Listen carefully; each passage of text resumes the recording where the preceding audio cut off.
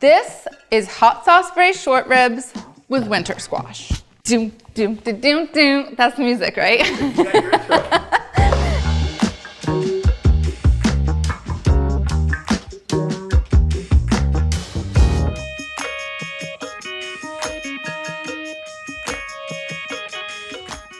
A few things that we're gonna talk about in this recipe and focus on. Number one, I think that there's a better way to braise and it doesn't involve all of the annoying searing and caramelizing and all that upfront work that you normally have to do. So I'm gonna simplify everything for you in this recipe and you're gonna see that it's just as good, if not better. Number two, Frank's RedHot, and this is not sponsored by Frank's, is not just for buffalo wings. And it has a place here in this dish. We will talk about it. And then number three, I wanna talk about the importance of time in braising and how technically you could do this all in one day and it would be totally fine. You'd have delicious ribs in front of you. But actually, if you just do a teeny bit of advanced planning, letting time do some of the work here is going to take these to entirely new heights. Here's what we're gonna do. Step one, do some prep per usual.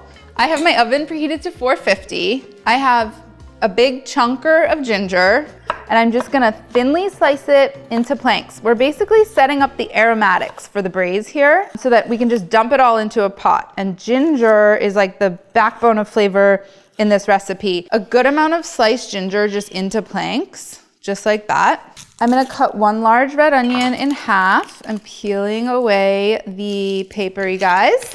You don't have to use a red onion. They look really pretty. You'll see later on because of the vinegar, they almost pickle as they braise and they turn a kind of bright color. But you could absolutely use white onion, some shallots, like whatever. Just get some onions in there.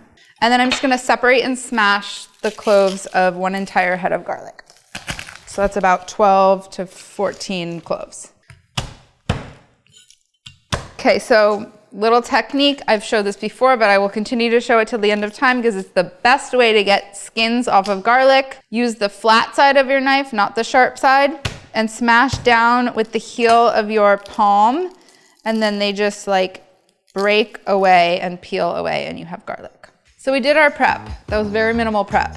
3 little things. You're gonna watch me now, and I'm going to put everything that's going into this braise into the pot all together, including the ribs which have not been seared or seasoned or dealt with at all. And I'm just gonna put it into the oven and I'm gonna walk away. You're gonna watch and you're gonna be like, that seems too easy. And then you're gonna make it at home and you're gonna taste it and you're gonna be like, it was perfect. These are gonna start at a high heat at 450 and then reduce to 350 in the oven. We don't actually need to sear them or spend any of that time like belaboring them with spitting oil going everywhere. They're gonna get caramelized from the high heat of the oven in the beginning. As the liquid reduces, the ribs that are sticking up above the water are gonna keep getting caramelized and browned, and you're gonna have the same effect as if you had spent all that time searing up front, which is really annoying. Okay, so what goes into this braise? Apple cider vinegar, 3 cups, which is a lot, but these are vinegar braised. Meaning they're meant to be really acidic, and the reason being that short ribs are really fatty and marbled. I mean, look at these things. Look at all that fat. And this is gonna help balance all of that fat, and you're gonna have like a really like puckery, punchy braising liquid that you'll then scoop up with rice, which is so yummy. I'm gonna add a cup of water. Next, I'm gonna add our secret little ingredient here, Frank's RedHot. These are hot sauce braised ribs. This is the hot sauce that I'm choosing to use. It's not because I love buffalo wings, which I do, but it's because what is in Frank's RedHot, it is cayenne peppers and vinegar, and that's like mostly what it's made out of. So this ingredient is like both spicy and acidic at the same time. It's cool. So I just put 3/4 cup of hot sauce in there. Next up, I'm gonna do 1/2 cup of low sodium soy sauce. I'm eyeballing all of this because I've made it many times, but if you're a first timer, I would just measure it all out because it is all about balance. That seems good. I have 1/2 cup of packed dark brown sugar. These are not sweet short ribs, but the sugar is there to balance out all of the fat and the heat and the acid. And then I'm gonna add salt. So this is a tablespoon plus 2 teaspoons of salt. So I'm just gonna bring this liquid to a boil. And the reason we do that is just because it saves time in the oven. So I could just put everything in there right now and throw it in the oven, but then we have cold ingredients going into a hot oven, and it takes like a matter of 3 minutes to bring this to a boil. and it will save probably 25 minutes of waiting for it to come up to temp in the oven. We're whisking this. This is now hot and steamy, come to a simmer, and now literally we're just throwing everything in. So I've got 3 cinnamon sticks, 3 bay leaves, all of the ginger planks, the garlic, the onion, and now, because this is all highly seasoned, I can just add my short ribs right in. This is 4.5 pounds of bone-in short ribs. So now everything's in the pot. I am throwing the lid on. We're going into the oven at 450, and immediately I'm gonna turn it down to 350. And then we're just gonna let it rip for 3 hours. Oh, she's a heavy mama. So we're gonna baste it every hour, and I can show you what that looks like in a little bit. I have a batch of the exact same recipe in here that I made yesterday, and I took the recipe all through those 3 hours of braising that we're gonna do here now. I cooled them and I chilled them overnight.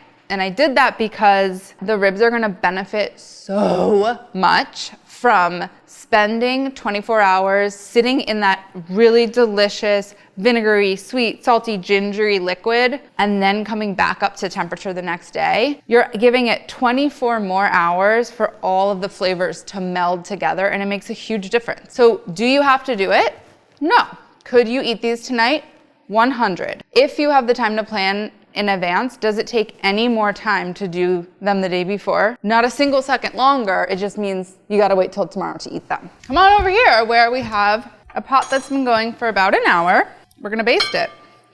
This is what they look like 1 hour in. And we just wanna nestle these ribs that are floating up at the top here and just be basting in some of its own liquid just to keep them nice and tender and moist. And then they're gonna go back in for another 2 hours. So let's pull these out and take a look. They smell divine, but of course you guys can't smell that. So here we go, woo! Look at that. We see that we are nice and tender and braised because look, the bone just lifts out. It's just goodbye to the bones. So at this point, I'm gonna add delicata squash and more onions. Okay, so the onions just get scattered around. And the reason that we hold back some of the onions and we put them in later on is, as you can see, that braising liquid just became this like deeply saucy, thick, kind of broken down liquid, and there's no discernible onion wedges anymore. And so I wanted to serve these with like slightly crunchy, kind of like pickle roasted onions. That way we kind of have like 2 different versions of onions. One that are like really mellow and cooked out, and then these that are just more intense. So I just like to make sure that they get submerged in the liquid so that they're cooking and they're not drying out. And then we're just gonna add some squash. Scooping out the seeds, and they're gonna just get tender in the oven in that braising liquid. And again, like try and nestle them in so that they get submerged in some of the braising liquid. And then I'm just gonna make an educated decision here that I feel like I could use a little more braising liquid. So I'm gonna top this up with a little bit more water. Back into the oven at 350, we're gonna leave the lid off. That way the sauce continues to reduce, the squash can get tender and kind of caramelized, and the short ribs are gonna continue to caramelize on the outside. These are collard greens. They're replacing kale for me. And I added them to this recipe because there's just like a lot of intense shit going on in that pot. And I felt like I could really use a green. And there's so much delicious liquid for them to stew in. And they're only gonna spend like 15, 20 minutes in the oven. And then once the squash is like just getting tender, we will add these into the pot to finish cooking. 15 minutes. Ooh, this is fun, come look in here. So we're starting to get tender here. They're not quite cooked through, intentionally so, because we want to add collard greens in now and let them all cook together. So I'm just kind of gonna drape these over, and then I'm gonna nestle them in. You can just use your tongs to like nestle them in, and they're gonna quickly wilt once they get in the oven. So it might look like a lot of greens, but they're gonna cook down. Okay, and then back in again. 15, 20 more minutes and we're done, I promise. Then it just goes right over rice. Wham, bam.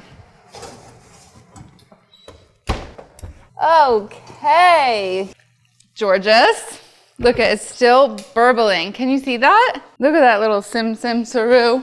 Yum, yum. To bring us back, the reason we are all here in the first place, look at the caramelization on these ribs and tell me that doesn't look like they were seared to begin with. Okay, so I like serving this over rice. Those juices are pretty intense. Like I wouldn't want to eat it like a soup. Let's serve up a little portion so you guys can see what we're working with. Toothsome onions, which I think are nice because everything's so soft here that it's like nice to have like a little crunch in your onion. Our takeaways. Y'all are putting way too much effort into your braises. Dump it, set it, forget it. Frank's RedHot, not just for buffalo wings, crucial ingredient here in this recipe. These were cooked yesterday, and while I can't do a taste test with the ones that were cooked today because they're not done yet, I've made them a million times, and I can tell you with certainty that if you have the time to prepare for it, and you can braise any of your meats ahead of time, and then reheat them the next day, they will reward you big time. Low effort, high reward, all it takes is time. This is maybe one of the most spectacular dishes in the book, so I really hope you make it. Good. No, I think like... Careful, it's hot. And you want like rice and stuff? A follow-up bite. It's so good, right? That's good. Okay, get on here. Isn't that so good? All right, bye.